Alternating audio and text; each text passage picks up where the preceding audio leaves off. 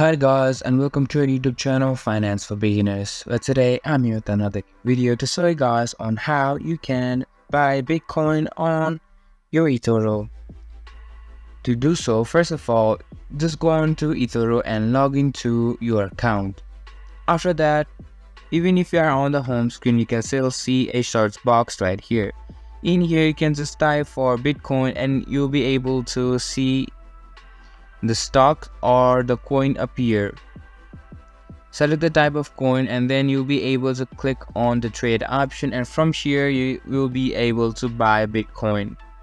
To place our order, simply put in the amount and just configure your settings. After that, click on buy and you'll be able to buy Bitcoin on Etoro. This is for this video, and that's how you can buy Bitcoin on Etoro. I hope you guys find our video helpful. If you do, make sure to leave a like, subscribe to our YouTube channel and hit the bell notification. And don't forget to drop a comment for a review, and for more content like this, see you guys in our next video. Thank you for watching.